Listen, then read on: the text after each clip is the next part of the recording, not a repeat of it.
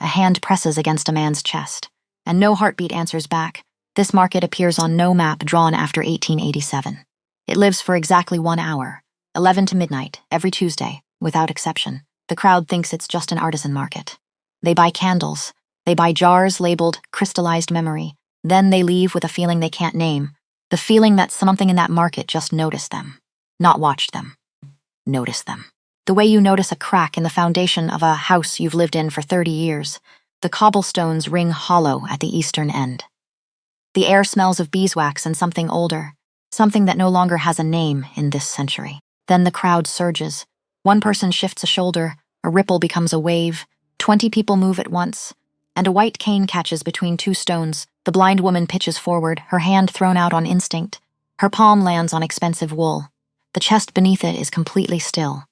Cold as marble that has never generated heat from within. She should step back. She doesn't. The night market in Prague had no address. No sign. No coordinates on any map made after 1887. It existed the way rumors exist. Passed from mouth to mouth, never written down, never verified, always somehow true. It occupied a street that didn't appear on GPS. A street that insisted, with quiet stubbornness, on belonging to a different century. It ran for exactly 1 hour, 11 to midnight.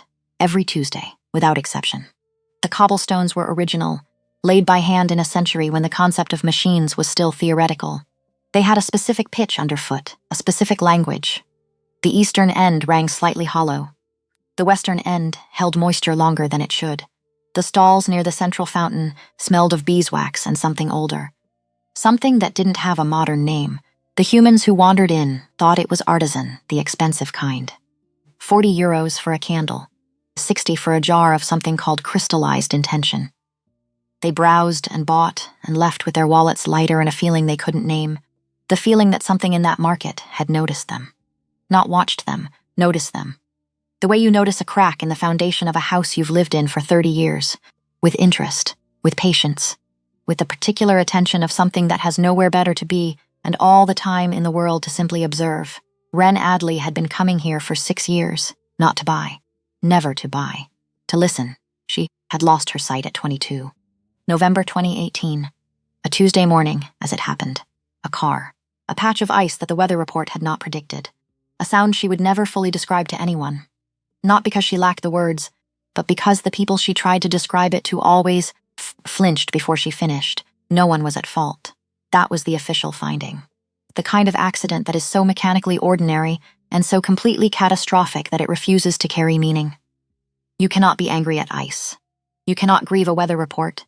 You can only sit in the rehabilitation ward and learn, with the grinding patience of someone dismantling and rebuilding an entire life from scratch, that the world did not go dark. It went deep. Sounds had texture now. Temperatures told stories. The air in a room could tell her more about who was in it, how they were standing, what they were holding on to, whether they wanted to be there, than eyes ever had. People thought blindness was absence. Wren had learned it was translation. 6 years of translation. 6 years of building a map of the world from the soles of her feet, the tips of her fingers, the particular frequency of a room when someone in it is lying. She was 28 now. She ran a small practice out of a studio in the 2nd District. Therapeutic bodywork. Injury pattern analysis, stress accumulation. The science of what the body keeps when the mind tries to let go. Her clients described her in reviews with words like extraordinary, and she found what I'd stopped looking for. One review, left by someone who signed only the initial M, said simply, "She knew where I was carrying it before I sat down." She didn't read the reviews. Petra read them to her on Sunday mornings, loudly, with commentary. Petra was her flatmate. Occupation. Officially administrative assistant, unofficially chaos, accurately both. Petra had opinions about everything and volume to match. She was the one who had taken Wren to the night market the first time. February 2019. 3 months after the accident. She'd described as a weird little artisan thing. You'll love the sounds. There's a woman selling beeswax candles who is either a witch or an extremely committed hobbyist. Wren had loved the sounds. She'd kept coming back.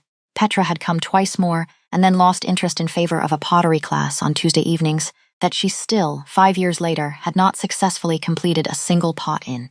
Wren came every week. She had a system. She always did. Enter from the northwest corner. The air there smelled of cold stone and pine resin, clean and specific enough to use as a landmark. Count 17 steps east before the cobblestones changed pitch. Turn slightly left at the sound of the fountain. The beeswax stall, run by a woman named Bertilde, who was 73, had strong opinions about synthetic fragrances and always saved Wren the good honey. Was 11 steps from the fountain's edge. The honey was labeled crystallized memory. Wren suspected it was honey with excellent marketing. She bought it anyway, every week. Because it was genuinely remarkable honey, dense and complex, and not quite like anything else she'd tasted. And because Bertilde always asked after her shoulder. The one that still held a ghost of tension from the accident, with the specific concern of someone who had known her long enough to know the difference between a good week and a performed good week. That particular Tuesday in November 2024, cold in the way that Prague in November is cold, which is not merely temperature but statement. Wren was reaching for her weekly jar when the crowd shifted. It always happened this way. One person adjusting, triggering a ripple, the ripple becoming a wave. And then 20 people were moving at once, and none of them were thinking about the woman with the white cane 3 stalls, lie stalls down and the cane caught between 2 cobblestones, and Wren lost her footing completely and put her hand out. The way you do. Instinct, pure and immediate, her palm landed on someone's chest. She registered several things simultaneously first. The fabric, exceptional. The kind of wool that costs more than most people's monthly rent, dense, tightly woven, cool to the touch in a way that spoke of quality rather than cold. Second, the chest beneath it was completely still, no rise, no fall, no rhythm of breath. Third, the temperature, not cold. Not exactly, but the specific absence of warmth that belongs to stone, to marble, to things that have never generated heat from within. She had pressed her hands to stone walls in ancient churches. She had touched the surface of museum sculptures in the cities that allowed it. This was the same quality of stillness, that particular density, except it was standing upright, except it was wearing very expensive wool. She found her footing. She didn't step back. She should have stepped back. Every reasonable instinct she possessed.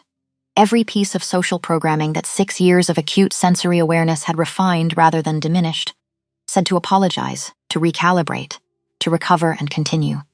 She didn't step back, because in 6 years of reading people through touch, through the architecture of what they carried and where they put it, through the geography of held tension and calcified grief, and the kind of exhaustion that no longer calls itself exhaustion because it's been there, so long it calls itself personality, she had never felt anything like this. The stillness under her hand was not the stillness of surprise. It was older. The stillness of something that has learned, over a very long time, not to move when something unexpected touches it. Because movement requires response, and response requires feeling. And if you have spent long enough managing feeling like an administrative problem rather than an experience, you learn that stillness is the only answer that costs you nothing. She understood this professionally. She had found it in clients before, this particular flavor of shutdown. Usually it took 3 or 4 sessions to reach it. Usually it was buried under years of functional performance and excellent posture, and the kind of socially acceptable humor that keeps everyone comfortable and no one close. But she had never felt it at this scale. It wasn't personal pain. Not situational, not the product of a bad year or a difficult decade. It felt old enough to have its own weather patterns. She raised both hands, a gesture she never made with strangers. A gesture she'd made perhaps twice with clients, in the 4th or 5th session, when she was certain enough of the ground beneath them to step further onto it. Both hands, finding a jaw, finding the architecture of a face she had not been given permission to touch. And the person, the man, she was certain, the structure of a male jaw and the particular tension in the muscles around his eyes, went completely, utterly still. Not the stillness of before, something more, like a held breath that didn't involve breath. She mapped his face with both thumbs. The way she'd been taught in the first year of adjustment, moving with the careful, systematic pressure of someone learning new territory. High forehead, strong nose, slightly aquiline, a mouth held in a line that was not cruel, but had forgotten what ease felt like. The orbital bones, the temples, the subtle architecture around his eyes that spoke of control, not coldness. Control. There was a difference, and she'd spent 6 years learning to feel it. Coldness was absence. Control was presence. Deliberate, constant, slightly exhausting. Someone who had been managing himself for a very long time. She said it before she decided to say it. You are in pain. Not a question, an observation. The same tone she used to say your left shoulder is carrying 3 weeks of unresolved tension. Matter of fact. clinical in delivery if not in content. Completely without fear, the silence that followed was the loudest thing she had ever stood inside. The market continued around them, haggling, and footsteps and the distant thread of what might have been a violin. Bertilda was arguing with someone about pricing 2 stalls over. A child laughed somewhere to the north. The world continued its business. Inside the small radius of the two of them, everything had stopped. He had not spoken. He had not moved. She kept her hands where they were, not pressing, just resting. The way you rest your hand on the cover of a book you're not sure you're ready to open. Present. Attentive. Not demanding anything. The tension running through him was extraordinary. Not anger. She knew anger. This was different. This was the tension of someone who had just been seen by someone they had not given permission to see them. "Who are you?" he said, his voice. She would think about his voice for days afterward, and still not find adequate language for it. Low. Unhurried. The kind of voice that had never needed to raise itself to be heard, because it had been, for long enough, the kind of voice that rooms quieted for without knowing why. It carried the authority of something very old. The way a cathedral carries authority. Not through size, but through the sheer accumulated weight of years. She had heard old voices. She had spent 6 years paying attention to voices. This was the oldest voice she had ever heard in her life. "My name is Wren," she said. I got turned around in the crowd. "I apologize for the hands. Occupational habit." "What is your occupation?" I read bodies, therapeutic practitioner, muscle memory, injury patterns, stress accumulation. "It's mostly science and partly something I've never been able to name properly." Another silence. "Shorter, and what do my hands tell you?" She noticed he had shifted one hand slightly toward her, not offering it, not withdrawing it. Something in between. A question asked in gesture rather than language. She found his hand. Held it in both of hers. His fingers were long. The knuckles precisely articulated, the skin smooth in a way that suggested no labor, no sun damage, no ordinary accumulation of what human living does to human hands over ordinary human time. She pressed her thumb into his palm with the graduated pressure of someone who knows exactly what they're feeling for. "You've been holding something," she said slowly, "for a very long time. The tension isn't in the muscles, it's deeper. The kind that isn't physical anymore." She turned his hand over. "This hand has not been held," she said. Not in a very long time. Something moved through him, not a flinch. Something slower, a shift. The way ice shifts when something underneath it changes temperature. "The movement you feel before you see it? You are remarkably perceptive," he said. His voice was still controlled. But the control was working harder. She could hear it. The way you can hear effort in a breath that's almost perfectly steady. "I'm mostly just paying attention," Wren said. Most people don't. The crowd moved around them. Indifferent and continuous. Somewhere above, a window opened and released wood smoke and something savory into the cold air. She lowered his hand, found her cane. Reset her orientation. "Thank you," he said. 2 words. They landed in the air between them like something dropped into deep water. The sound of them hitting something far below the surface. "I didn't do anything," Wren said honestly. "You noticed," he said. That was sufficient. She walked away. She did not hear him follow. She did not hear any sound from him at all. But she felt, with the precision she had been building for 6 years, the precision that other people sometimes called uncanny, and she called practice, that he watched her until she disappeared around the corner of the eastern stalls. And the watching was not surveillance. It was the way a person watches something they have already lost before they've had it. With a grief that knows its own name, she bought the crystallized memory honey. She paid Bertilde. She said goodbye. She walked home through the cold Prague night with the jar pressed against her side, through her coat, and thought about a hand that hadn't been held. A voice that carried its ears without complaint. And 2 words, spoken in the dark, by someone who had apparently forgotten what it felt like to be noticed. His name was Aldous Vane. He had been born in 1317 in a region that was now Romania and was then something more complicated. A territory with shifting loyalties and a name that changed depending on who was doing the naming and for what purpose. He had been human for 31 years. He had been turned in 1348, in the cellar of a Wallachian castle, in circumstances that were not, by the standards of the 14th century, particularly unusual, which said something specific and not flattering about the 14th century. It had not been a choice. The 14th century was not generous with choices. He was, as of that November Tuesday in 2024, 676 years past the moment of his transformation, and 707 years past his birth, which meant he was one of the oldest living beings in Europe and possibly the world, and had been, for the last 3 centuries, trying very hard not to think of it in those terms because the terms didn't help. What did help was work. He managed the unseen court, no official name, no registered entity, no headquarters that would appear on any corporate filing. A network of influence and resource that had been built over centuries. Through careful observation of human power structures, through patience that made geological formations look impulsive, through the specific advantage of being able to think in timescales that no human strategist could match. He controlled things, financial systems, information networks, the kind of political influence that moves below the level where anyone thinks to look for it. He had shaped the outcomes of 3 major European crises in the last century alone. He had done so without anyone knowing it was shaped. He preferred it that way.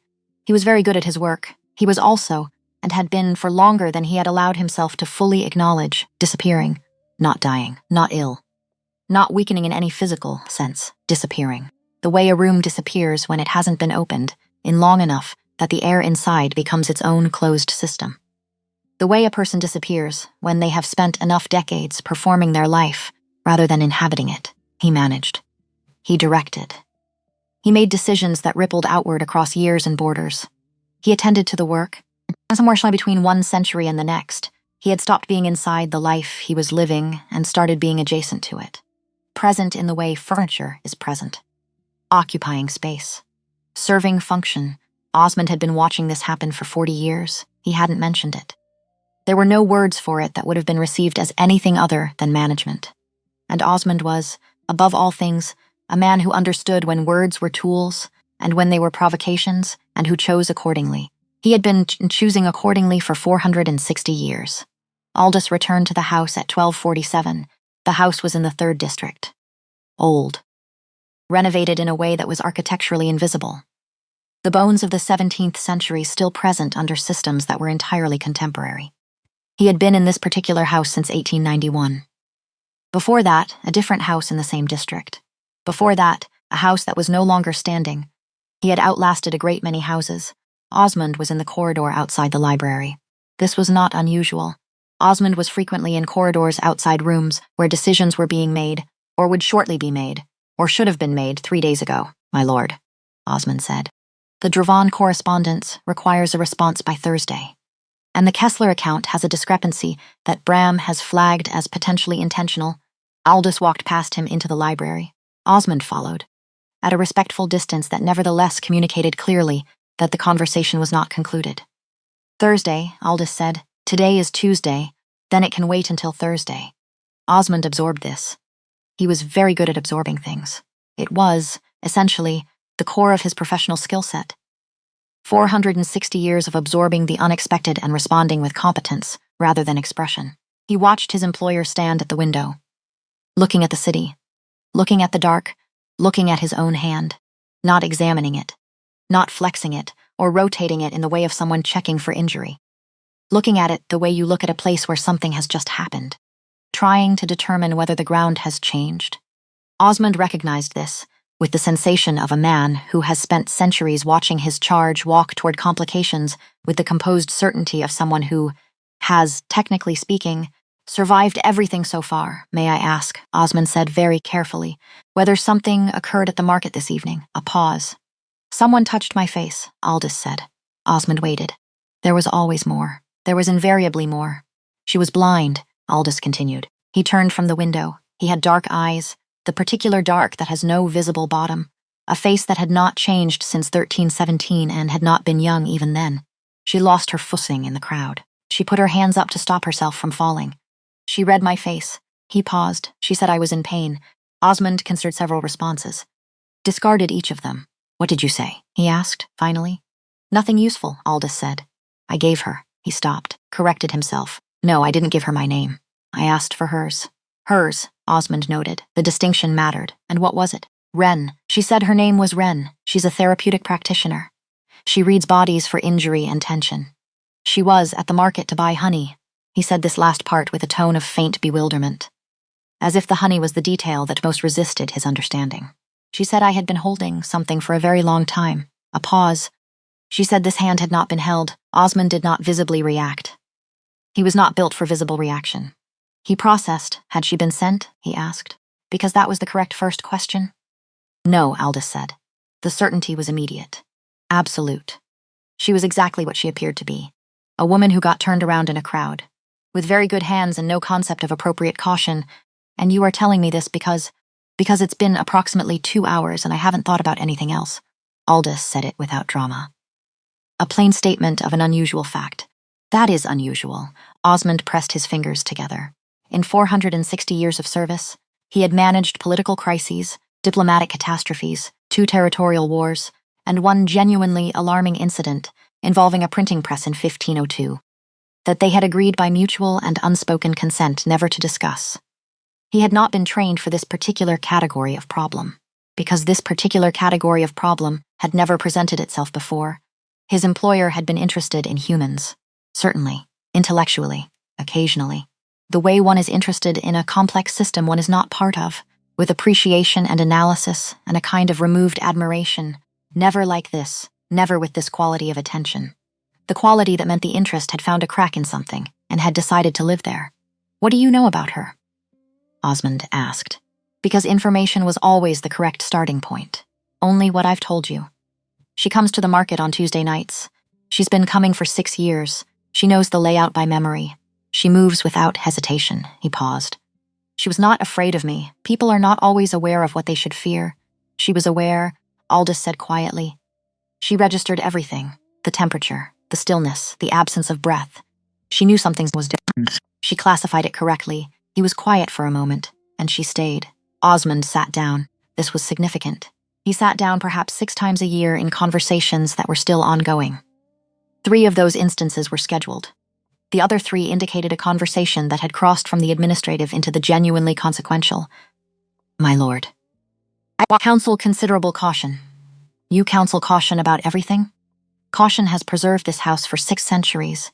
A human woman who makes her living reading the pain in other people's bodies. Who is not afraid of things that should frighten her. Who comes to a market no ordinary person should know about and has been coming for 6 years. He paused. Find out what's findable. Public record only. Name, occupation, verified. Nothing invasive, he said the last part twice. Nothing invasive. Osmond stood. And the Dravon correspondence? Thursday, Aldous said. The actual Thursday. Osmond left the room with the expression of a man who has identified the beginning of something very large and is uncertain he has adequate equipment for what comes after. In the corridor, Bram was leaning against the wall reading something on his phone with the practiced patience of someone who had been waiting out historical events since the Renaissance and had developed, over the intervening centuries, an uncanny instinct for when things were about to become significantly more complicated. Research request, Osmond said. Discreet. A woman named Wren. Therapeutic practitioner, Prague. Everything findable without approach. Bram looked up. His expression didn't change, but something moved in his eyes. That kind of thing, he said. Not a question. Find out what you can. And Bram, he paused at the corridor wall. Be thorough. He walked back toward the administrative wing, with 460 years of loyal service at his back, and the deeply uncomfortable feeling that he was walking, very steadily and very professionally, toward a significant amount of trouble. Wren did not tell Petra about the man at the market. This was partly because she didn't have a good explanation for what had happened, partly because Petra's reactions to most things operated at a volume and enthusiasm level that the situation didn't yet feel ready for, mostly because she was still turning it over in her hands, like an object she'd found and not yet identified. She worked through it during sessions the next day, her hands on someone's trapezius, her mind quietly in a Prague cobblestone street, replaying the texture of a face, the weight of a hand, the quality of a voice, 2 words, you noticed. That was sufficient. Spoken into the cold November, dark by someone who had apparently not been noticed. Truly, fully noticed. In long enough that the words came out the way rare things come out when they finally surface. With a kind of disbelief. With the specific texture of something that has not been said in so long that saying it feels like retrieving it from somewhere very deep. She thought about the pain most. She had felt many kinds of pain in her practice. Fresh injury, hot and specific. Old grief calcified into posture. The particular exhaustion of people who had been strong for too long without anyone giving them permission to stop. The hollow quality of loneliness that has been there so long the person no longer recognizes it as loneliness, only as the faint, constant pressure of a space that should have something in it. But what she'd felt in that face, in that hand, different in scale, not personal pain, not the pain of a difficult year or a difficult life. It felt old enough to have its own topography, its own climate, the kind of pain that has outlasted the original cause and become simply the condition in which everything else exists. She thought about this for 4 days, through a Tuesday night insomnia, through a Wednesday session that ran long, through a Thursday conversation with Petra about whether the pottery class was worth continuing given that not one pot had survived the kiln in 5 semesters. Some people just aren't potters, Wren said. Or the kiln is broken, Petra said. I think it's the kiln. She thought about it through Friday and most of Saturday. By Sunday, she had made a decision. She was going back to the market on Tuesday. She was going to buy more honey because the first jar was genuinely exceptional and had lasted only 4 days, which was a consumption rate she was not going to examine. And if the man with the cold hands and the ancient voice happened to be there, she was not going to apologize for being there. She was not going to seek him out, but she was not going to apologize. Bram's report arrived on Thursday. 63 hours of work, 12 pages. Every public record, every professional filing, every review, every verifiable fact about a 28-year-old woman who had built a life in a city that wasn't her birth city and had done so with the quiet determination of someone who had decided that grief was not a destination. Osmond read it once, then placed it in front of Aldous. Aldous read it once, then again Wren Adley, born in Zurich, 1996. Relocated to Prague at 19 for university. Degree in physiotherapy, additional certification in therapeutic bodywork. Practice opened 2021 in the 2nd District. Reviews, extraordinary, changed my life. She found what I had stopped looking for, no family in Prague. Parents in Zurich, 1 younger brother, flatmate named Petra, occupation listed in 1 social media profile as administrative assistant and in another as professional disaster, both of which Bram had noted appeared accurate. No affiliations with any supernatural entity. No connections to any bloodline. No history of unusual activity beyond the market, visits themselves, which had begun in February 2019. 3 months after an accident that had taken her sight on a Tuesday morning in November 2018. The kind of accident, Bram had written in his notes, with the dry precision of a man who had been observing human catastrophe since the 15th century, that carries no meaning because it was not caused by anyone's decision. These are often the hardest kind. She was, in every verifiable way, exactly what she had appeared to be. Aldous set the report down, picked it up, read it again. He was looking, Osmond understood, for the thing that made the situation comprehensible in strategic terms. The hidden angle, the concealed affiliation, the motive that would slot this into the existing architecture of his world, the world where everything had a purpose, and every purpose had a legible author. There was no angle. There was only a woman who had reached up in a crowd and found his face with her hands and paid more genuine attention to him in 30 seconds than anything had. In the better part of a century. She is unaffiliated, Osmond confirmed. Unnecessarily. I can read, Aldous said. Of course, Osmond paused. May I speak plainly? You always speak plainly. It is either your greatest asset or your most significant limitation, depending on the occasion. She is human, Osmond said. Young by any measure that matters to us. Whatever she felt in your face. It was the assessment of a skilled practitioner who encountered an unusual subject. It does not constitute a connection. It would be inadvisable to treat it as one. Aldous looked at him with the particular expression that meant he had already been through everything. Osmond was about to say, and had arrived somewhere, on the other side of it. I walked with her for 40 minutes, Aldous said. She did not ask me what I was. She did not ask me to explain myself. She asked about the city and listened to what I said and understood what I didn't say. He paused. In 700 years, I have had perhaps 3 conversations that felt like that. Osmond did not sit down. The conversation hadn't crossed that threshold yet, but it was close, I understand, my lord. But understanding and advising are separate functions. And my advice is caution, he paused. Connection with a human has a lifespan built into it. She will age. I am aware, Aldous said, flat, even. The tone of someone who has integrated the worst knowledge into the working structure of daily existence so long ago that it no longer arrives with feeling attached. I have always been aware of how it ends. He looked at Osmond. That has not historically prevented the beginning. Osmond thought about 40 years of standing in corridors outside closed rooms. of watching his employer stand at windows in the small hours. Not pacing, just standing. The particular stillness of someone who has learned that movement doesn't help but hasn't yet found what does. He thought about a ledger he kept. Personal, not administrative. Observations he had never been asked to make and had made anyway, because 460 years of loyal service had given him the habit of watching carefully, even when no one required the report. She goes to the market every Tuesday, Osmond said, not advice. Information. The only category of thing he could provide with complete reliability. Yes, Aldous said. He was already at the window. She does. The second Tuesday arrived the way second chances always arrive, without announcement. Wren was at Bertilde's stall at 11:14, earlier than usual, because she'd caught the tram with better timing than expected, and hadn't wanted to wait in the cold. She bought her jar. She stood for a moment at the eastern wall, listening to the frequency of a November market. 200 people doing commerce in an impossible place, the sound of it layered and specific and, to her, something approaching music. She was not listening for him. She was absolutely listening for him. She felt him before she could have said how. A shift in the air, not wind, not temperature drop, not any single identifiable thing. A displacement. The quality of attention that has physical mass when it is concentrated enough. The density of being watched by something that has had a very long time to practice watching. Hello, she said. Without turning, a pause. You cannot see me, he said. His voice, exactly as she remembered, the same weight, the same unhurried certainty. You change the air, she said. Everything does. You do it more distinctly than most things I've encountered.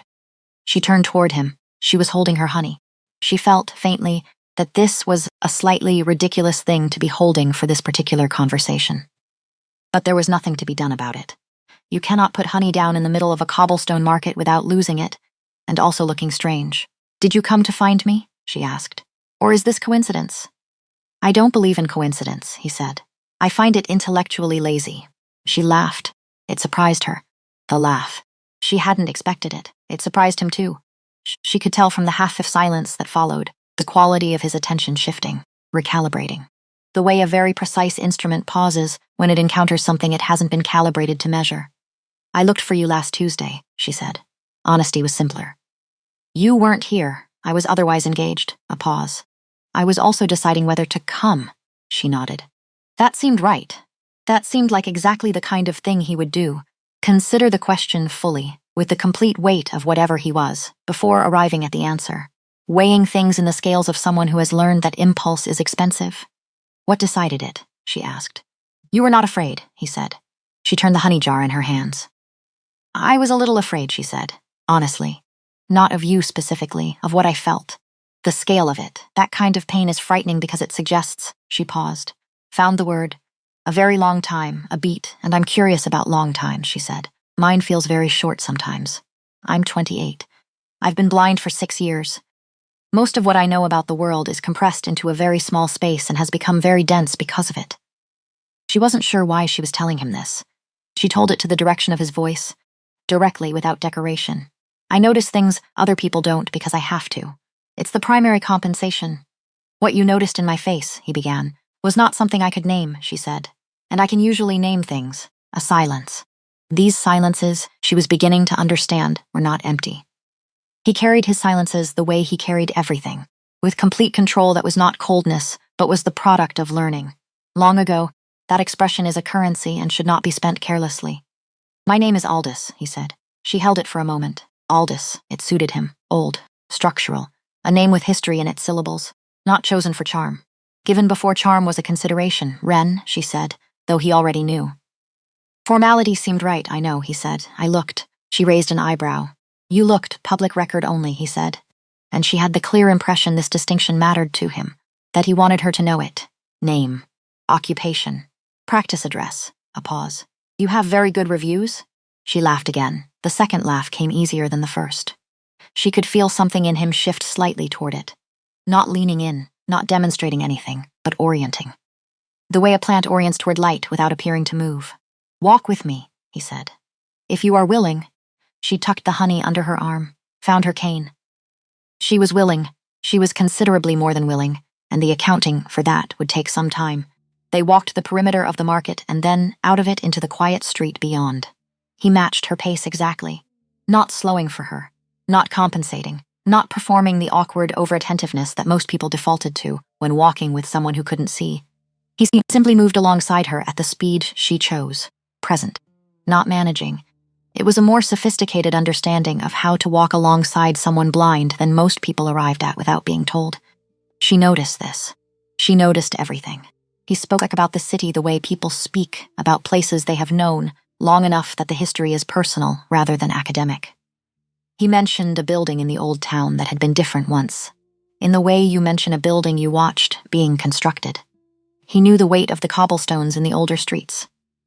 The ones laid before machines were a concept, with the proprietary familiarity of someone who had walked them when the mortar was still settling. "You have been here a long time," she said. "Yes, how long?" The pause this time was different, longer.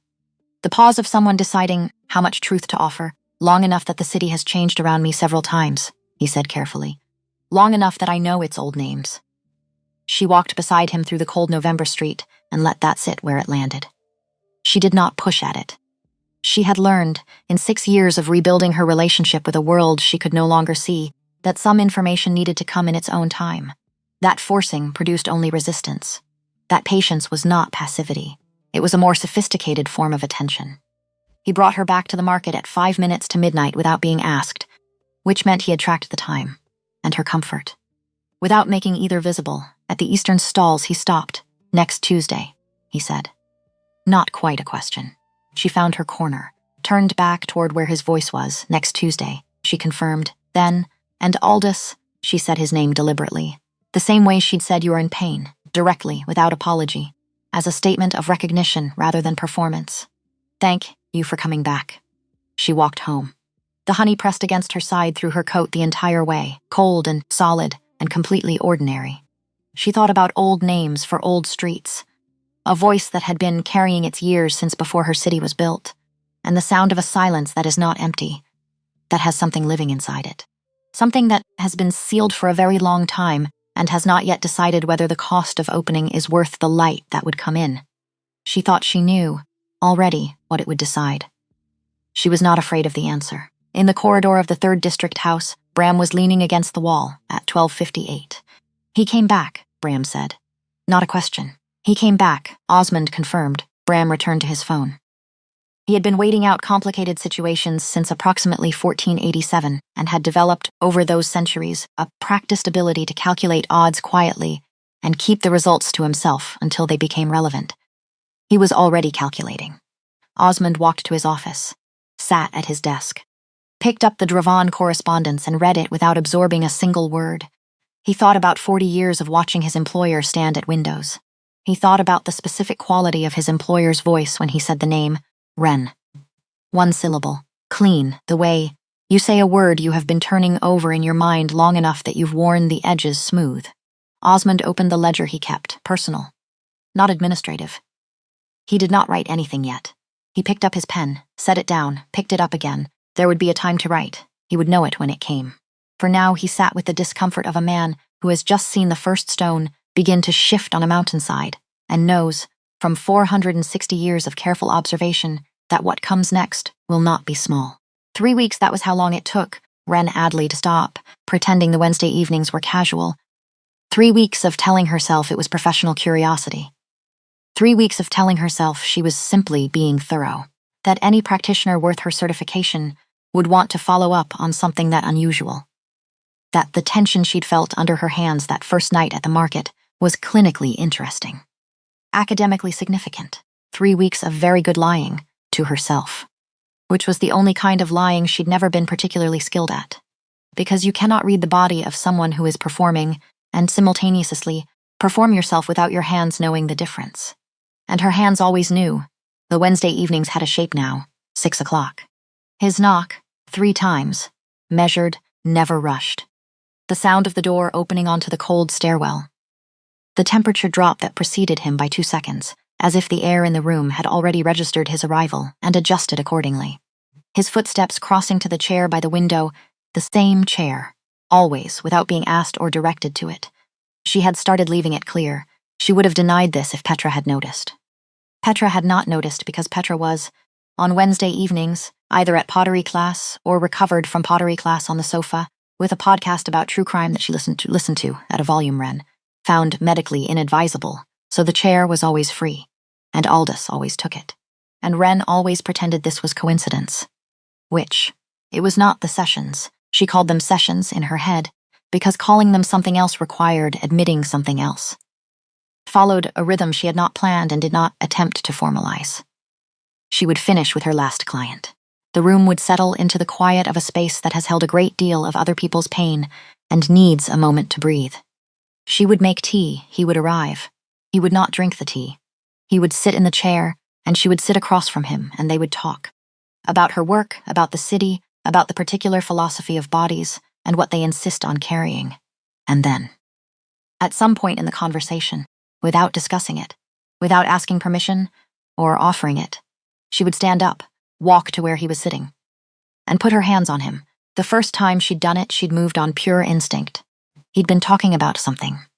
A building in the old district, the way it had looked before the renovation that stripped its original facade.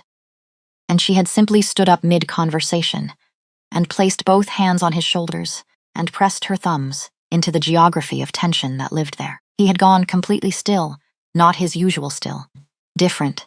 The stillness of something that has not expected to be touched and does not know yet how to respond to being touched kindly. She had worked in silence for 4 minutes. He had not spoken. When she sat back down, he had looked at her. She knew because the quality of the air between them changed when he was looking at her directly. A thing she had no scientific explanation for, and had stopped trying to find one, and said nothing, which was, she had come to understand, his version of thank you the third Wednesday. The fourth. Each time she stood and moved to him without comment, without asking, and each time he received it with that stillness that was no longer the closed stillness of the first night, but was becoming something else. Something that had a temperature to it, faint, but present. Like a room where someone has been sitting recently. The warmth of the chair after the person leaves, evidence of occupation. Under her hands, week by week, something was changing. She could feel the difference. Not dramatically, not the way injuries healed, fast, specific, visible in progress. More like the way a house that has been closed all winter changes when you start opening windows, slow, almost imperceptible, from one day to the next, but cumulative. The tension was still there, would likely always be there in some form. It was too old and too deep to simply dissolve under a few weeks of attention. But it was inhabited differently, less alone with itself. She thought about this a great deal and said nothing about it to anyone.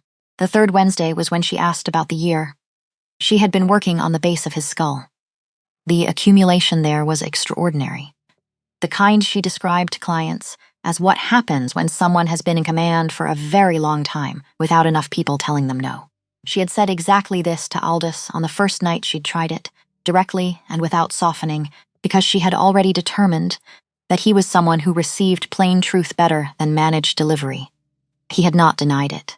Her thumbs moved in the slow, graduated pressure that was her most precise instrument. The silence in the room was comfortable in a way that Wednesday evening silences had not been 3 weeks ago. "What year were you born?" she asked. Professional tone, the same one she used for intake questions 1317. Her hands did not stop. She continued the movement. Steady, unhurried, so you are 709, he said, since birth. 6 and 76 since I was turned. She worked in silence for what felt like a long time 131 hun, 1348. 676 years since. She was doing the arithmetic without deciding to. Her hands were still moving. Her mind was doing something slower. Not panicking, not recoiling, not reaching for any of the responses that the situation might conventionally call for, just adjusting the map. The way she always adjusted maps, carefully. Without abandoning the territory, when you say born, she said carefully. You mean human. In the conventional sense, for 31 years, he said. Then I was turned. In the cellar of a castle in Wallachia. 1348, a pause. It was not a choice. The 14th century was not generous with choices. Her hand slowed, not stopped. Slowed, with the quality of someone integrating something large and making space for it, without dropping what she was already holding. Is it common now? She asked. Being turned, more formalized. There are protocols. A pause. I have not turned anyone in over 2 centuries. She filed that away. Why are you telling me this? She asked. Not accusatory, not frightened. The question of someone who wants to understand the logic of a thing before deciding how to respond to it. Because 3 weeks ago you asked if the pain was something that could be helped, he said. And I think the honest answer requires the honest context. She lifted her hands, sat down in the chair across from him, wrapped both hands around her tea mug, let the warmth of it anchor her. The silence in the room was different from all the previous silences. Fuller, heavier. Not uncomfortable, just carrying more weight than silences usually did. You have been in pain, she said finally, for 700 years. Not a question, not without interruption, he said. But in the structural sense, in the way that becomes the landscape. Yes, she sat with that, the landscape. She understood that phrase in her body, the way the absence of sight had stopped being a wound and become simply the terrain she moved through. You stopped grieving the landscape at some point. You just lived in it. What causes it? She asked. He was quiet for long enough that she thought he might not answer. And then, the most superficial layer is loneliness, he said. Which is too simple a word for something this scale. But it's the nearest available approximation. I have existed for 7 centuries. The particular nature of that existence means everything I encounter is temporary, he paused. Everyone, she sat with that word. The weight of one word when it is said by someone who has been saying it, internally for 7 centuries, the deeper layer, he continued, is harder to name. The accumulation of witness. 700 years of watching human life. Its best versions and its worst. Its patterns and exceptions. Its capacity for both tremendous courage and tremendous cruelty, he stopped. Watching something for that long and being unable to fully participate in it. Because the terms of my participation are categorically different, produces a specific kind of grief, he paused again. Shorter this time. I had not articulated that before, he said, with something that sounded almost like surprise. Not in those terms. You've been alone with it, Ren said. Yes. She leaned forward, found his hand on the arm of the chair, with the accuracy that still, weeks in, did something to the quality of silence in the room when she did it. Held it the way she'd held it that first night at the market. Her thumb moving in that careful, precise pressure. It's not untreatable, she said. Her voice was not offering comfort. It was her clinical voice. The voice she used for accurate assessments regardless of whether the assessment was easy to hear. It's very old and very deep, and it would take a very long time. But pain that has been witnessed accurately is already different from pain that hasn't been witnessed at all. She paused. You know that. You can feel the difference. He could. That was the thing. He could feel it. In the territory under her thumb, the difference between what had been there 3 weeks ago and what was there now. Not healed, not even significantly reduced, but changed in character. The difference between a wound that is alone in the dark and a wound that has been looked at, being seen, it turned out, was not metaphor. It was physiological. He turned his hand over, held hers. Not a clinical grip, not the gesture of a subject receiving treatment. The simple, unstrategic holding of one person's hand by another person. Without agenda, she did not reclassify it. She did not manage it back into professional territory. She sat in the chair in the studio in the 2nd district of Prague and held the hand of someone who had been alive since before this city had its current name. And the quiet between them was the kind that means something is present rather than absent. Osmond received Bram's additional report on a Thursday. He had requested it without telling Aldous. This was, technically, a slight overreach of his administrative authority. He had decided it was a justified overreach. 460 years of service had earned him occasional latitude in the definition of his own mandate. The report was 12 pages. He read it once in his office. Then locked it in the drawer he used for documents that required careful handling. Poured himself a measure of something old and sat in the chair by the window. Bram had found the name, the friend who had taken Ren to the market the first time. February 2019. 3 months after her accident, the friend who had no findable record afterward. The gap in the record that had, if you knew what you were looking at, the shape of a deliberate erasure. The name was Cale Dunmore. Not human, vampire, young by the standards of the court. Turned sometime in the late 19th century, exact date unclear. Had operated on the fringes of what was now House Draven's network for approximately 40 years before something changed. Had been removed in 2019. Removed was the term Bram used in the report. Clean. Administrative. The word you used when the fact itself was clean and the reasons behind it were not. Cale Dunmore had taken Ren Adley to the night market in February 2019. 1 visit. No explanation on record. No apparent continuation of contact. 3 months after that visit, he was dead, and House Draven, which had, by Bram's careful reconstruction, been tracking Kale for 2 years prior to his removal, had been the hand behind it. Osmond sat with this information for a long time. Why would a member of Dravon's network take a young blind woman to the Prague night market in the winter of 2019? He could think of 2 answers. The first was that Kale had been working for Dravon when he did it, that Ren had been placed deliberately, that there was an angle here that hadn't surfaced yet and would eventually. The second answer required more from him. More willingness to believe in something that was not, strictly, within his administrative framework. The second answer was that Kale had not been working for Dravon anymore by 2019, that he had broken away, that he had known something about Ren Adley that he had wanted to protect, and that he had decided the best way to protect her was to give her the world before someone else could weaponize it, and that Dravon had removed him for knowing it. Osmond poured another measure. He thought about Ren. Not as a variable, not as a complication. He allowed himself, for the space of a few minutes, to think about her the way the report described her. The 28-year-old woman who had rebuilt her life from a foundation of loss and built something extraordinary on it. Who came to a market full of things that should have frightened her and was not frightened. Who had put her hands on the oldest, most controlled being he had ever served and said, "You are in pain," with the same directness other people reserved for saying good morning. He did not want her to be a complication. He wanted, rather against his professional judgment, for this to simply be what it appeared to be. He locked the report back in the drawer. He would tell Aldous, just. Not tonight. The threat arrived on a Tuesday, which was, Ren would reflect later, entirely on brand for a story that had started on a Tuesday. Tuesdays, apparently, were when her life made its large decisions without consulting her.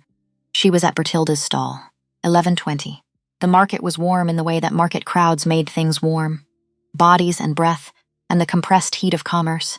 She was paying for her honey. She had started buying 2 jars at a time. She told herself this was efficiency. A man stopped beside her.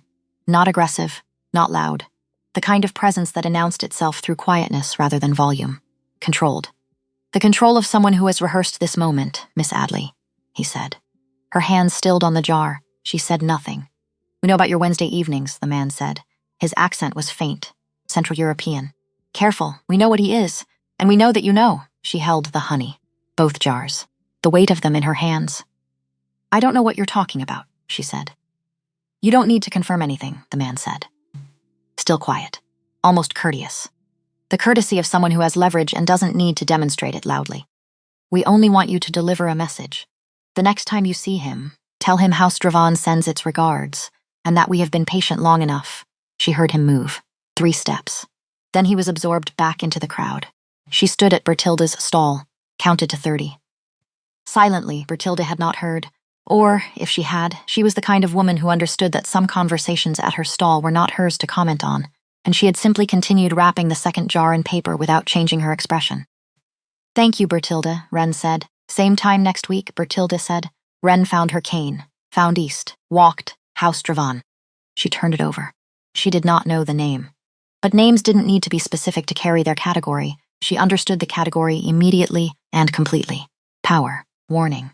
The grammar of an organization that has decided you are useful to them in a specific way and is informing you of this before deploying you. She was a messenger.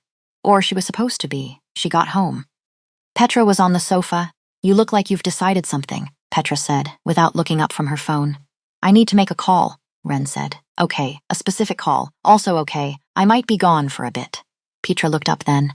With the attention of someone who knows, after 7 years of friendship, the difference between Ren's normal face and Ren's face when something has shifted beneath the surface of the ordinary. "Are you safe?" Petra asked. "Yes," Ren said. And then, because she had never successfully lied to Petra about anything that mattered, "I think so.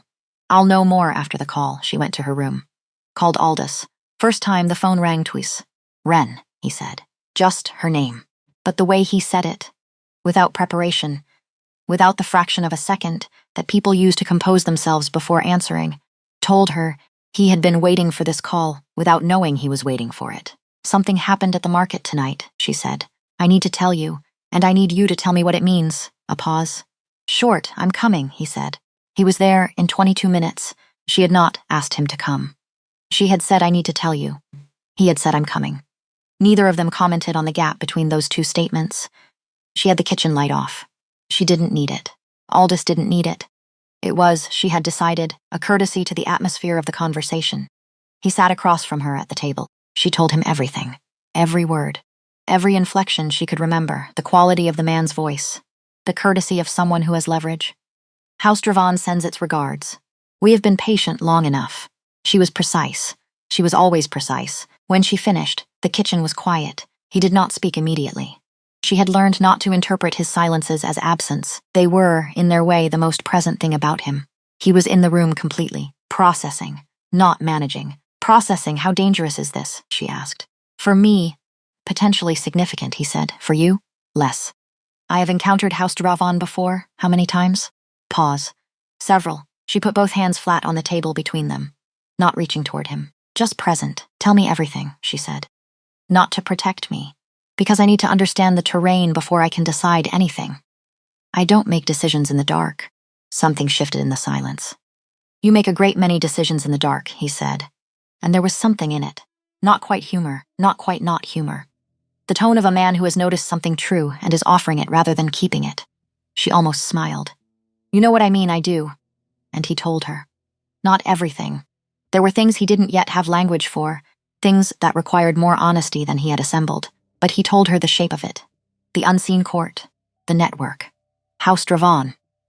One of 3 significant powers that had spent the better part of a century trying to find a position from which to challenge the court's authority. The reason they had not succeeded? You don't give them a position, Wren said.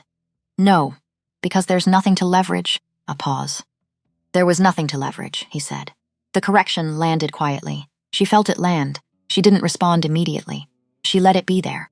The way she let all difficult truths be there, without rushing toward them or away from them. They've been watching long enough to notice a change, she said. Yes, and the change is, yes, one word. But the weight of it. 7 centuries of a man who had kept himself ungraphable, unmappable, nothing to threaten, nothing to use, and then one Tuesday in November, in a Prague market, a woman had put her hands on his face and said, "You are in pain," and the map had changed.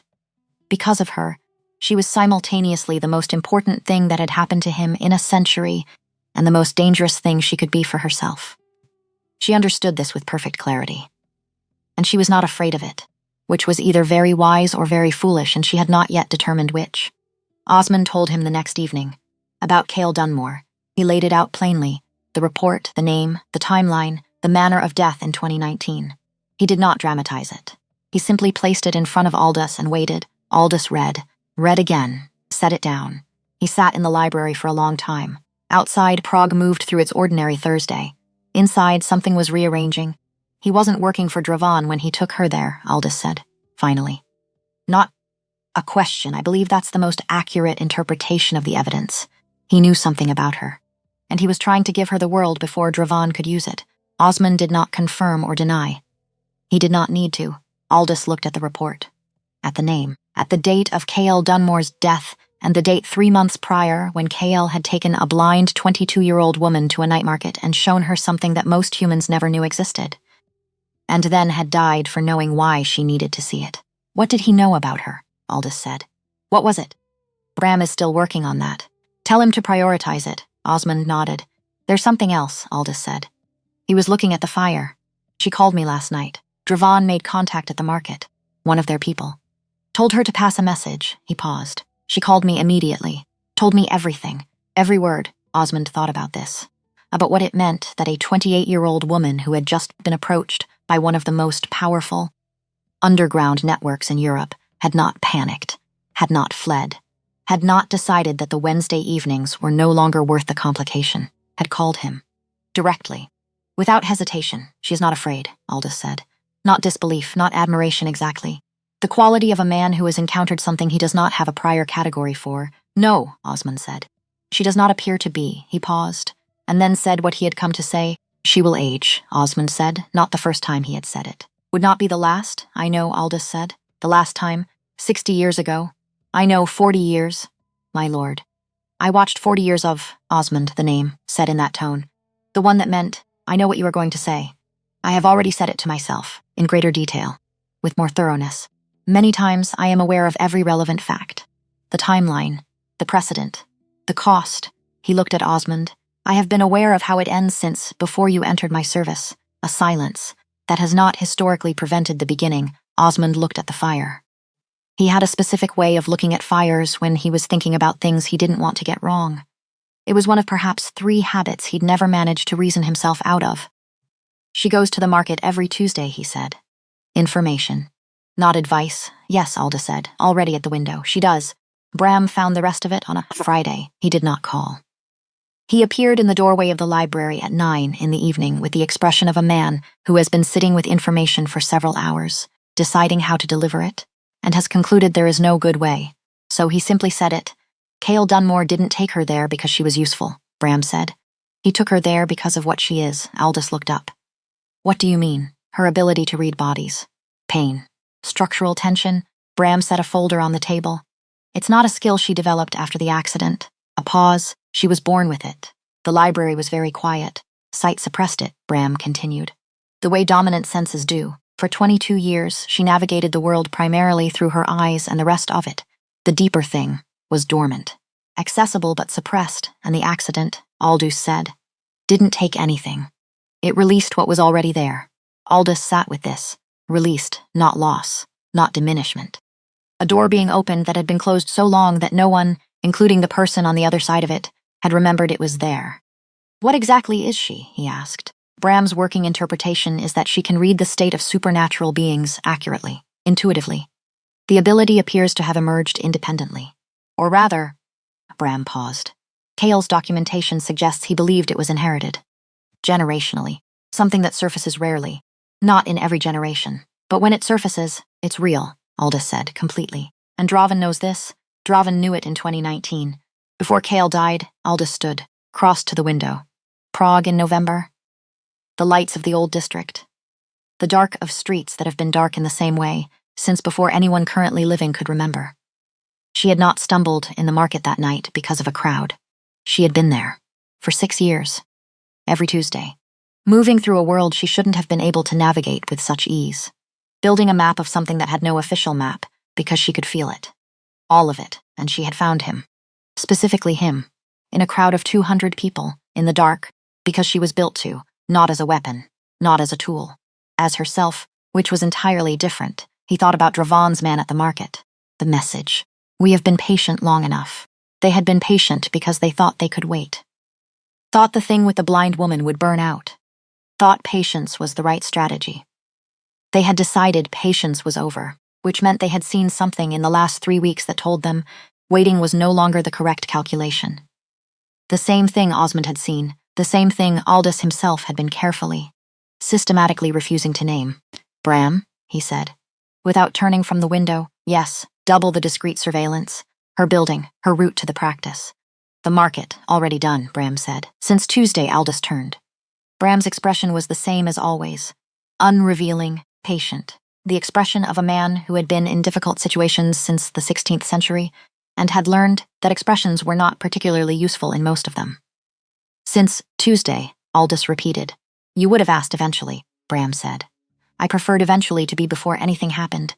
Aldous looked at him for a long moment. Thank you, he said. Bram nodded once. Left the room, then the 4th Wednesday came. She found the accumulation at the base of his skull again. It was always there, would probably always be there in some diminished form, the record of centuries of command, and worked in the patient, methodical silence that had become the language of these sessions. He was telling her something. About the city. About the way the 2nd District had looked before the war. Which war he didn't specify, and she didn't ask. Because she had started to understand that for him the war could mean any of several, and then she stopped. Her hands. Stopped. I need to tell you something, she said. And I need you to tell me if I'm reading it correctly. He waited. Cale Dunmore, she said. A silence. Not his usual silence. Sharper, you know, he said. Bram told me. Yesterday. At my practice. He came to me directly. He thought I should know. He was right, Aldous said. His voice was even. But the control in it was working at a different register. I was going to tell you, I know. I was trying to find the right. I know, she said again. Gently. I'm not angry. I understand why you waited, she resumed the pressure. Slow. Measured. The conversation could happen at the same time as the work. It often did. He tried to protect me, she said. Yes. And Draven killed him for it. Yes. She worked in silence for a moment. Tell me what I actually am, she said. What Kale knew. What Draven wants, he told her. All of it. The ability, the independent emergence, the generational rarity, the nature of what her hands could read, Draven's interest in it. The way a network like Draven looked at an ability like hers, not as a person, as an asset, as a thing to be controlled and directed. He told her Kale had known this, and had made a choice. She was quiet for a long time after. Her hands had stilled again. Resting. Just resting. He gave me the world, she said finally. Because he knew if Draven found it first. Yes, and Draven found me anyway, yes. Because of you, not accusation. Observation. The distinction was clear in her voice. Because of me, he confirmed. She sat back down. Both hands wrapped around her cold tea mug. She thought about Kale Dunmore. A name she hadn't known 3 days ago. A person she had known only as the friend who took her to the market once and then disappeared. She thought about what it meant that someone had died, specifically and directly, because of what she was, what she had always been. How long have they been watching you? She asked. Draven? 30 years. Approximately, and they waited this long to make a move. They waited because there was nothing to move against. No leverage. No, he paused. I was not available to be leveraged. She looked toward where his voice was. Until now, she said. Yes, because of me. He did not answer, which was, she had learned, his version of an answer, and then she made a decision. The same way she made all her decisions, not quickly, not impulsively, but with the thoroughness of someone who has had to rebuild their relationship with reality from the ground up and has learned that the quality of a decision lives in the honesty of the premises. I'm not going anywhere, she said. Flat. Clear. No drama in it, Ren. I said I'm not going anywhere. Not aggressive. Just certain. The voice she used when a client told her the pain wasn't that bad and she needed them to understand that she could feel exactly how bad it was. I understand the situation. I understand what I apparently am. I understand that Draven is not a small problem and that being connected to you makes me visible to them. She set the mug down. I'm still not going anywhere. The silence was extraordinary. Full in a way that silences rarely were. You need to tell me what you're going to do about Draven, she said. Yes, and you need to stop deciding things about my safety without telling me. Yes, not because I can't handle being protected. Because I'm more useful to both of us if I know what's actually happening. A pause. Yes, he said. And then quieter. You're right, she almost smiled. Almost. Was that difficult? She asked. Moderately, he said. And there it was again. The thing that was almost not quite humor. The compression of his voice when something like warmth was trying to surface through the control that had managed him for 7 centuries. She did smile this time. Couldn't help it. We'll work on that, she said. She stood, crossed to him. Put her hands on his face, both palms careful, precise. The gesture of the market but familiar now. She knew this face. She knew the tension that lived in his jaw and the stillness around his eyes and the architecture of someone who has been holding everything for so long. That they have forgotten the holding is not the natural state. Under her thumbs, she felt the difference. 3 weeks of difference. Still vast, still old, still the kind of pain that has its own weather patterns, but inhabited differently. Less alone with itself. We're going to figure this out, she said.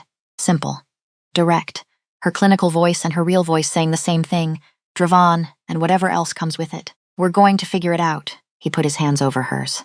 Cool, still. The precise grip that held her exactly as firmly as was needed, and no more. Next Wednesday, he said.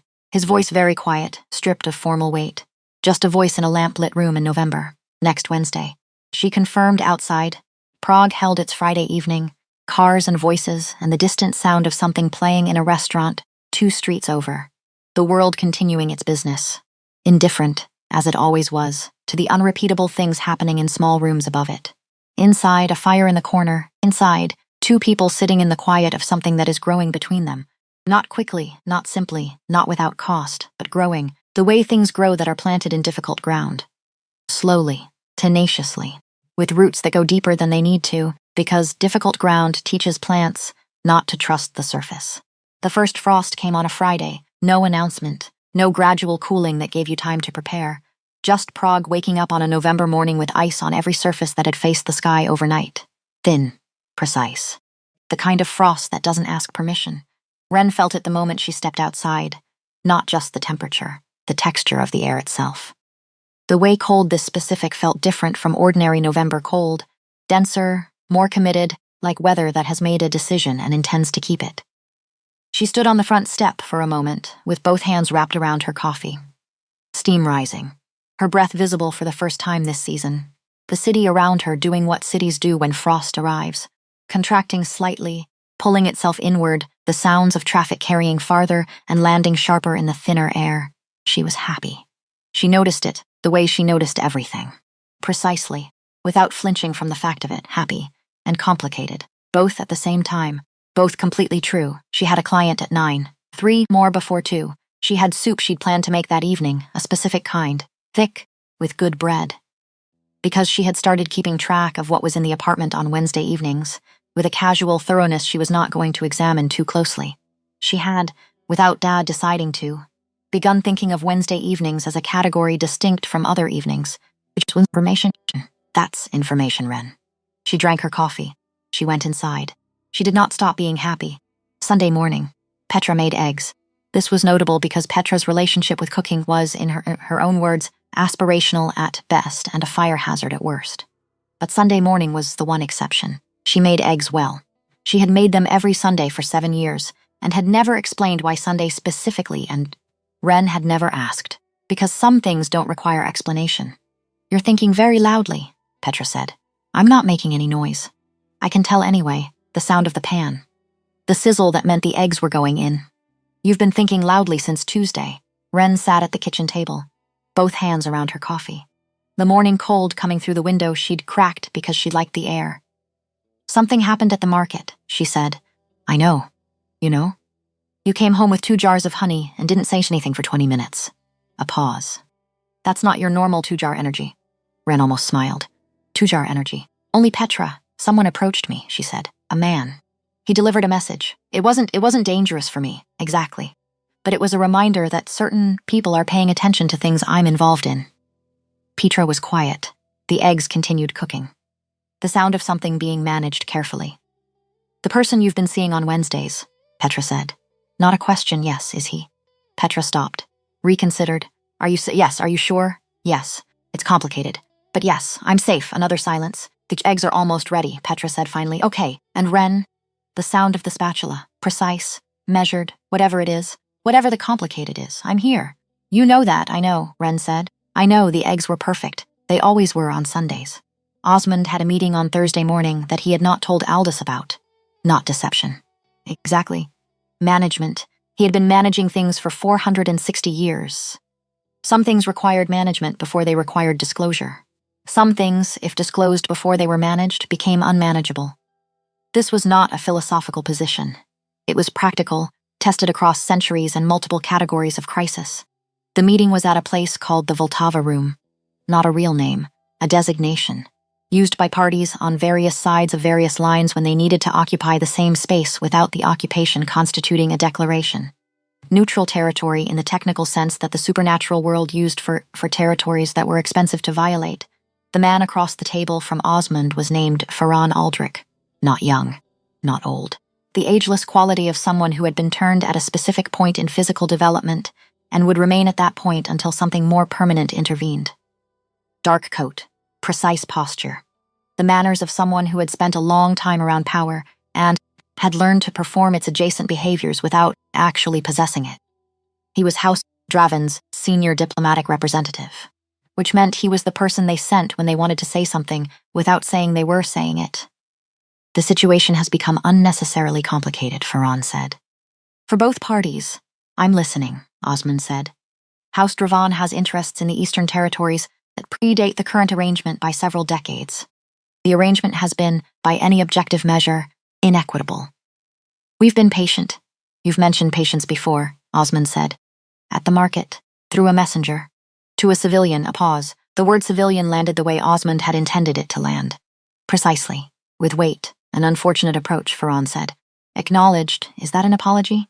"It's an acknowledgement," Osmond waited. "The proposal is straightforward," Ferran continued. "Lord Vane withdraws from the contested Eastern Territories. Full withdrawal. Clean documentation. In exchange," he paused, "Miss Adley and all persons connected to her are formally placed outside House Dravan's operational parameters. Permanently, in writing. Witnessed by 3 neutral parties." Osmond sat very still. He was thinking several things simultaneously. The first was that this was a reasonable offer by the operational standards of the court. The Eastern Territories had been Aldis's since 1871 and had not been actively utilized since 1944. They were not strategically vital. Surrendering them would cost relatively little in practical terms. The second thing he was thinking was that House Dravon knew this. They knew the territories weren't vital, which meant the offer was designed not to be difficult to accept, which meant they wanted acceptance, which meant they needed the situation resolved more urgently than their patience had implied. Something had changed their timeline. The third thing Osmond was thinking was that he needed to tell Aldous about this conversation immediately and completely. "I will convey the proposal," Osmond said. "And your personal recommendation?" Ferran said. Osmond looked at him. "Is not something House Dravon is entitled to," he said pleasantly. "That's between me and my employer." He stood, adjusted his coat. "You'll have a response within 48 hours. Aldous read Bram's final report on Saturday afternoon. Sat in the library with it, the fire going, the light coming through the tall windows at the November angle that made Prague look like something out of a painting. He read it twice, the last piece. The thing Bram had needed 2 additional weeks to reconstruct from fragments, partial records, destroyed files, the careful archaeology of information that someone had worked very hard to make unfindable. Cale Dunmore had not simply known about Wren's ability. He had documented it, over several months in 2018, before the accident, before Wren herself had any reason to know that what she could do was unusual. Cale had observed her, not intrusively. He had watched her work, had spoken to former clients through channels that gave him access without identifying him.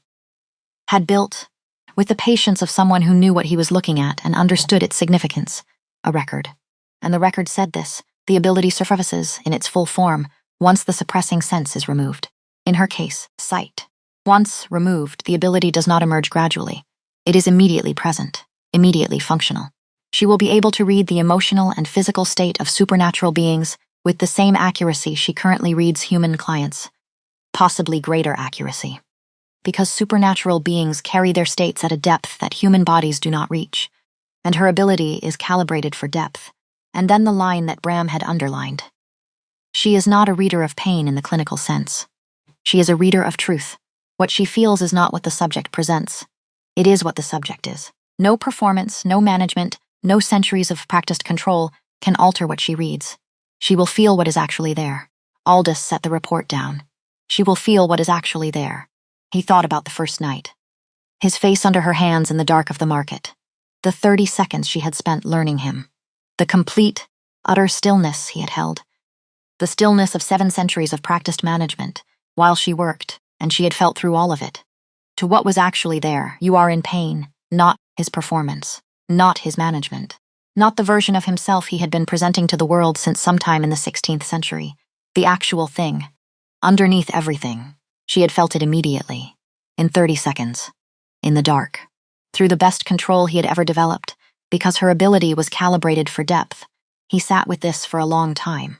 He thought about 1889, about Isabeau Croft, about a choice he had made that had seemed at the time like the only responsible choice available, and had cost more than he had calculated, and had taught him something he had spent 35 years afterward pretending he hadn't learned. He was not going to make the same mistake twice. Not the same mistake. Possibly different mistakes. Probably different mistakes. He had been alive long enough to know that clarity about one specific error did not guarantee immunity from all the others, but not the same one.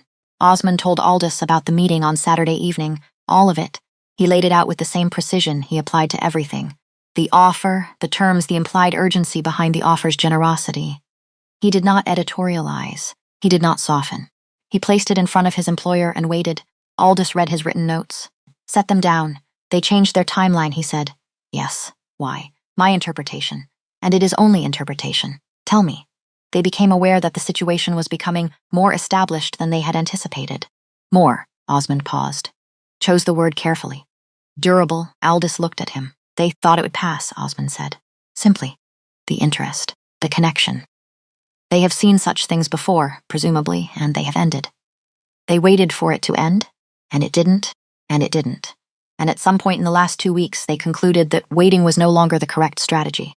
That the window for leverage existed now and would close. Aldous stood, crossed to the window. Prague on a Saturday evening, the amber of old street lamps on wet cobblestones. They're not wrong, he said. No, Osmond agreed. They're not wrong. The window was closing. Aldous knew it, had been watching it close for weeks. The gradual, irrevocable closing of the space in which he could still have chosen differently. Could still have stepped back. Could still have decided that the cost was too high and the outcome too certain, and the responsible thing, the strategic thing, was to end it before it became what it was becoming. That window was nearly closed. He was not going to step through it. Accept the offer, he said. Osmond did not react visibly. He very rarely did. But there was something, a slight shift in his posture. The posture of a man who has been holding a breath he wasn't aware he was holding. Full withdrawal from the Eastern Territories? He asked. Full withdrawal. Clean documentation. You could negotiate better terms. Keep the Northern. Accept the offer as stated, Aldous said. I want it settled. Not optimized. Osmond was quiet. My lord. You could achieve the same protection for Miss Adley with considerably less. I know, Aldous said. Accept it as stated. Another silence. Within 48 hours, Aldous said. As you told them, Osmond picked up his notes. Squared them against the table. The small, precise movements of a man who is concluding a position and moving to the next thing. I'll arrange the witnesses.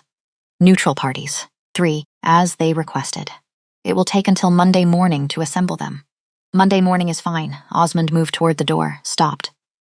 Did not turn around. She has very good reviews, he said. Bram found them in his initial research. Very good reviews. And left before Aldous could respond. In the corridor, Bram was leaning against the wall.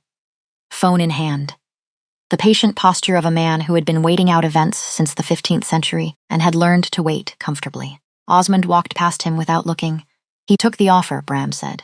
Not a question. Osmond didn't stop walking. Standard terms? Bram called after him. Osmond turned the corner. Bram looked back at his phone. His expression did not change. It very rarely did. But something moved in his eyes. The quiet satisfaction of a man whose private calculations have just been confirmed. He had been running the odds since November. He was, it turned out, going to win. Monday morning. The documentation was signed at 9:15, 3 neutral witnesses. A notary from the court's administrative wing, Ferran Aldrich on behalf of House Dravan. Osmond on behalf of the court. It took 11 minutes, Wren Adley, and all persons connected to her. Outside House Dravan's operational parameters. Permanently, witnessed and sealed, 11 minutes to end 30 years of a particular kind of threat. 11 minutes and the contents of territories that Aldous had controlled since 1871 and last used in 1944 and had never, not once, in the 80 years since, missed. Osmond brought him the signed copy at 10. Aldous looked at it. Signed his own name at the bottom. The confirmation of intent required by the court's internal protocols set it down. Thank you, he said. Osmond nodded. He left the room. In the corridor, he allowed himself one moment, standing very still, alone, looking at the wall, of something that was not quite feeling and not quite not feeling. The internal experience of a man who has spent 460 years in service to someone and has just watched that someone make, for the first time in a very long time, a choice that was not about the Empire. Then he straightened his coat and went back to work. He told her on Wednesday. He had been going to tell her anyway. He had decided that before the weekend, before the meeting, before the signatures. He had decided she was owed the truth of every step. Not because she required protection from the information, but because she had asked him to stop making decisions about her life without telling her, and he had said yes in it, and he intended to mean it. She listened. All of it. The meeting Osmond had arranged, the offer, his decision, the territories, the signatures. When he finished, the studio was very quiet. You gave up something significant, she said, the Eastern Territories. I'm not talking about the territories. A pause. He understood the leverage was gone. The leverage of a man who has nothing to threaten, who has arranged his existence so completely around self-sufficiency that there is nothing anyone can use against him. That leverage. The kind that had protected him in its way for centuries, gone. Because he had refused to pretend she wasn't what she was. Yes, he said. Was that hard? He considered the question with the seriousness it deserved. No, he said. That's what surprised me. It wasn't hard. She was quiet. It used to be, he said, the calculation, the management. Every decision weighed against the architecture of the Empire and what it required to sustain it. He paused. This one wasn't hard. She sat with that. Then she did what she always did. She stood. She walked to him. She put her hands on his face. Both palms careful, exactly as precise as the first night, but carrying now the weight of everything that had accumulated between then and this moment. She had mapped this face. She knew it. Every line of it, the temperature of the jaw, the tension above the orbital bone, the geography of someone who has been managing himself since before the printing press was common. She felt the difference. Unmistakable. The same vast, old landscape under her hands. She had not cured 7 centuries in 6 weeks, and she had never pretended otherwise. But something in the quality of it had changed. The nature of the stillness, less sealed, more like a house where someone had recently opened a window. There's something I need to tell you, Aldous said. She kept her hands where they were. Waiting, 1889, he said. She stilled, I've been. He paused. Chose. There are things I've avoided discussing because they carry the quality of information that changes how someone sees you. Once said, they cannot be unsaid. Tell me, she said. Her name was Isabel Croft, he said. 1889. She was a botanist. 34 years old.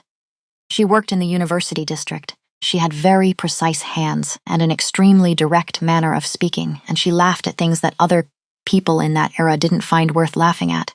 Wren's hands were still. House Dravan, the precursor organization, different name, same purpose, made an offer. Territories, her safety. The same basic structure, he paused. I chose the territories. The studio was very quiet, not because I didn't care, he said. Because I had convinced myself that not attaching, that keeping the distance, was a form of protection, for her. That staying separate was the responsible choice, and she left. Not because she was hurt, because she understood quite clearly what my choice had meant. What it revealed about whether I was willing to actually... He stopped. To actually be there, Wren said. Yes, to choose someone over something, yes. She stood in the lamplit studio on a hot day evening in November with her hands on the face of a man who had made the wrong choice 135 years ago, and had known it was the wrong choice within a year, and had been living in the knowledge of it since. And this time, she said, this time, he said, I decided something different. What? That the thing I was protecting, he paused, was less valuable than I had been treating it. That an empire built on the condition of feeling nothing is not a thing worth maintaining at that price.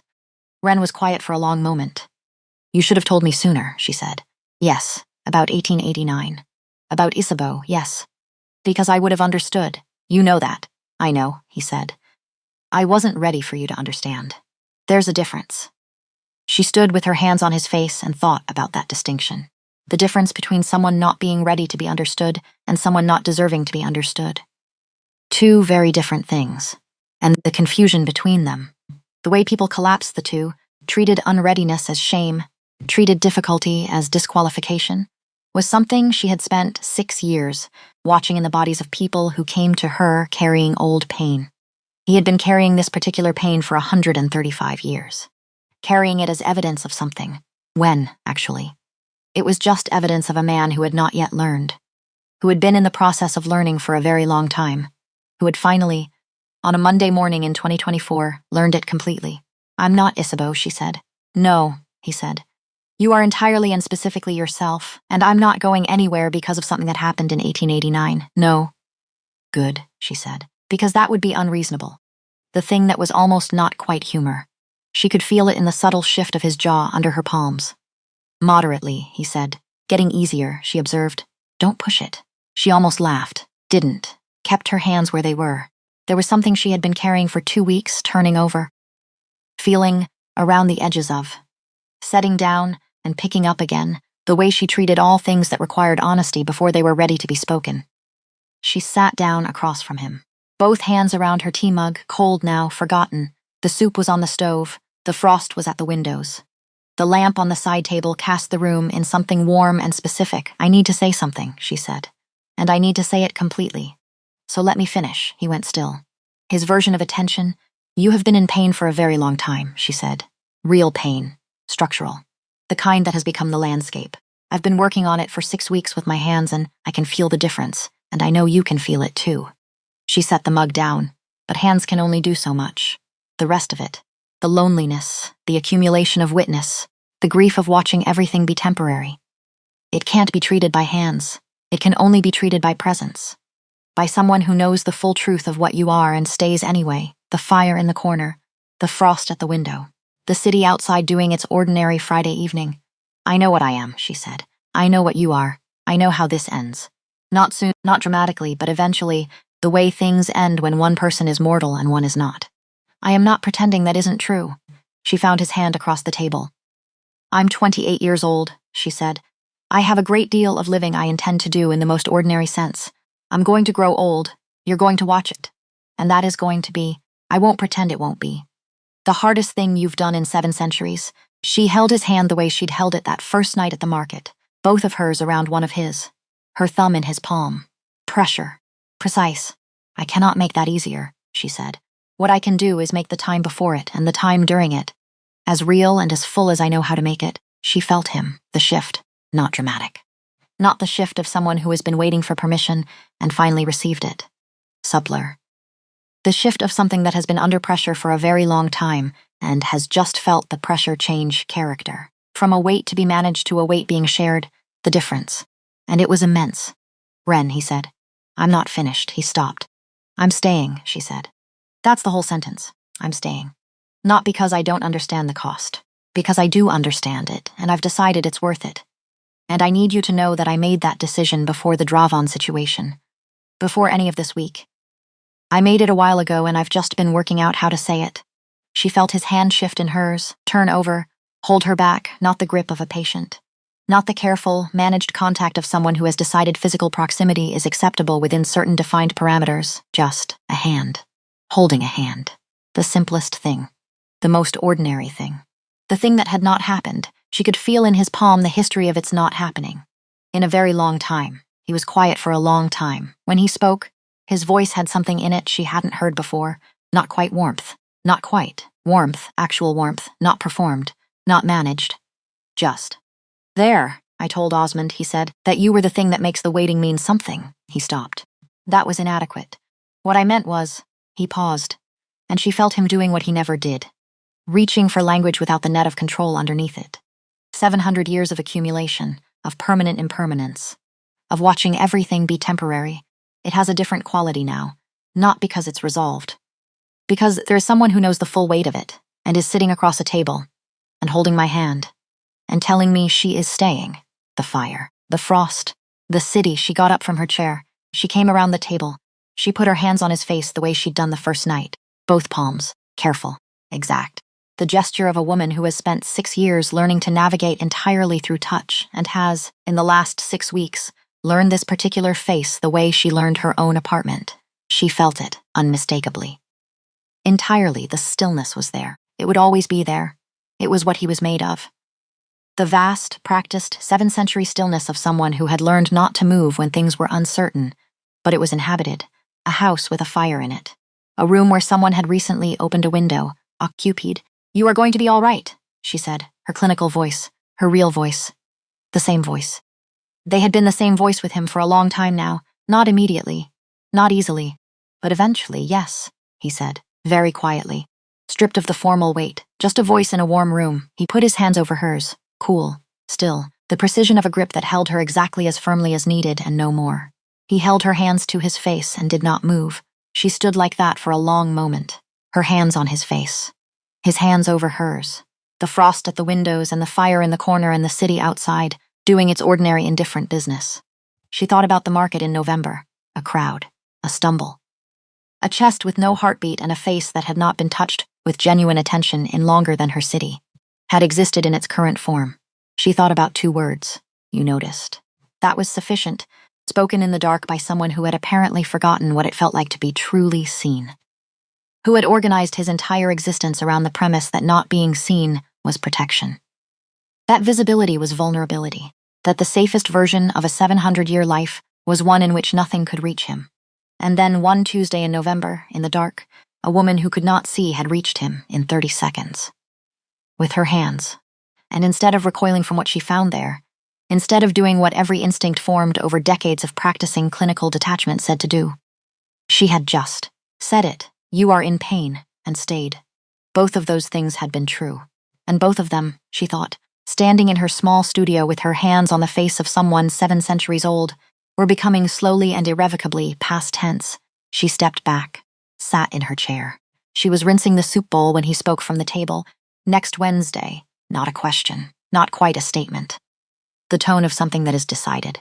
the tone she had first heard at the eastern wall of the market 6 weeks ago and had been hearing every Wednesday since. Consistent, reliable, the verbal equivalent of a landmark. She turned off the water. Next Wednesday, she confirmed. She put the bowl on the rack, dried her hands. Stood at the sink in the kitchen of her small studio in the second district of Prague with her back to him. She thought about being 22 years old and waking up in a hospital room to the understanding that the world had just reorganized itself entirely. The grief of it, the furious, grinding work of rebuilding, the months of learning that loss was also translation, that the world hadn't gone dark, it had gone deep. She thought about 6 years of building something precise and strong out of that translation, about a Tuesday market and a stumble and 30 seconds that had changed the geometry of her life, about a hand that had not been held, about 135 years between Isabeau Croft and this kitchen, about what it meant to be the person who came after a very long silence. She turned around. "You know something," she said. "He waited 6 years ago, right after the accident. I was so angry. At the ice, at the morning, at the completely random mechanics of what had happened." She leaned against the counter. "And someone told me, a therapist, a good one, that sometimes things don't happen for a reason. They just happen. And what you do after is yours." She paused. "I used to think that was a bleak way to look at it, and now," he said, "now I think it's the most hopeful thing I've ever heard." She found his direction, "because it means the after is entirely ours. Nobody else's, not fate, not design. Just what we decide to make of it." The room was quiet. Outside, Prague held its Friday night. Cars, voices, the distant sound of something playing in a restaurant 2 streets over, the city in its ordinary rhythms, indifferent, as cities always are, to the unrepeatable moments happening in small rooms above the streets. "The after is entirely ours," Aldous said, slowly, turning it over. "Yes," Wren said. She came back to the table, sat down. Both hands flat on the table between them. "We're going to be fine," she said, not naively. Not with the false cheer of someone who has not thought about the long version of this, with the certainty of a woman who spent 6 years learning to build maps of territories she couldn't see, and who is now doing it again with better tools and considerably less fear. Draven is settled, the territories, done, and everything else. She paused. "We deal with everything else as it comes." Together, with full information, she looked at him. Agreed? He was looking at her, she couldn't see it. But she could feel it, that quality of attention, the weight of it, the way it organized the air between them. She had felt it the first night at the market and every night since, and it had not diminished with familiarity, if anything. "The opposite," agreed, he said. "Good," she said. "Wren, yes, thank you," he said. 2 words. The same 2 words he had said at the market 6 weeks ago, but carrying a different weight now. Carrying 6 weeks of Wednesday evenings and cold hands and signed documents and 135 years of a lesson finally learned. She was quiet for a moment. "You noticed," she said. He understood what she meant. "Yes," he said. "That was sufficient," she said. Osmond was in his office at 11 that night, sitting at his desk with his personal ledger open in front of him, the one he had kept for 460 years. Observations. Not administrative, personal. The shorthand of a man who had been watching carefully for longer than most nations had existed in their present form. He turned to the most recent entry. November, market. Someone touched his face. She said he was in pain. He had written that 6 weeks ago. He turned to a blank page, picked up his pen, set it down, picked it up again. He thought about 40 years of watching his employer stand at windows in the small hours. Not pacing, just standing. The stillness of someone who has learned that movement is not the answer, and has not yet found what is. He thought about a library, a book that was not administrative, the quality of a room with a man who is, for the first time in a long time, inside his own life rather than adjacent to it. He thought about Monday morning. 11 minutes. Signatures.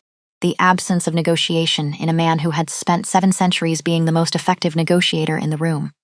"I want it settled, not optimized," he wrote. 3 words, present in the room. He looked at them for a long time. 3 words he had not written in this ledger. In this specific form, with this specific meaning. In 40 years, he closed the ledger. He sat in the quiet of his office and allowed himself, for the space of several minutes, to feel something that was not quite pride and not quite relief and not quite happiness, and was, he suspected, something compound. The complex emotional arithmetic of a man who has invested 460 years in someone else's survival and has just watched that someone choose. For the first time in 4 decades, to do more than survive. He gathered his coat. He turned off the lamp.